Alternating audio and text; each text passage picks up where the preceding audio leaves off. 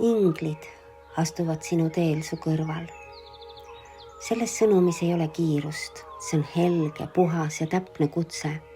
Inglid, kes sinu kõrval astuvad, toovad korraga nii kaitse, tarkuse kui uute võimaluste avamise. Sinu väljas on 3 väga puhast inglijõudu. Igaüks neist aktiveerib sinu ümber erilise valgusväljaga kaitsekihi. Jeliel, sauade 2.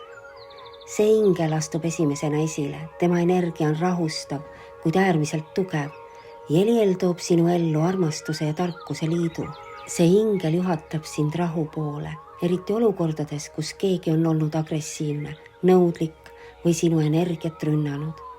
Jelieli energia loob justkui läbipaistva kilbi sinu ümber, mitte sõjaks, vaid selleks, et keegi ei saaks enam sinu südameruumi tungida ilma loata. Ta ütleb, ma toon sulle võidu ilma võitluseta. See on sinu esimene detsembri ingliõnnistus. Sa ei pea enam tõestama, selgitama ega end kaitsma. Sinu energia on juba kaitstud. Jehiah, müntide 9 ingel, tuleb seejärel looma selgust ja nähtavust. Tema energia on kõrgem teadmine. See, mis selgitab sulle, miks miski on juhtunud, kust mingi olukord pärineb või keda peab sinu energiaväljast eemaldama.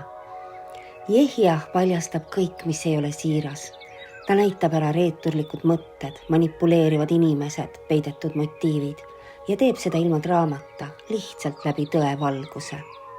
See ingel asetab su teele ka uue võimaluse, kas rahalise, tööalase või isikliku. Midagi sinus on küpsenud ja valmis. Ta sosistab. Sisemine tarkus on sinu suurim küllus.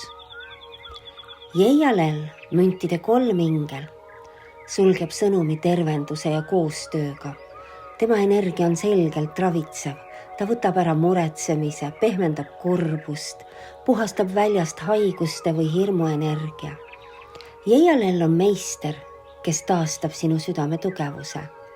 Temaga koos toimuvad imed vaikselt, loomulikult ja kindlalt. Ta suunab sind ka õigete inimeste poole, just nendeni, kellega koos saab luua midagi suurt, valgust kandvat ja pühendunud. Ta ütleb, sa ei pea tegema kõike üksi. Kokku annavad need 3 inglikaarti täna väga selge sõnumi.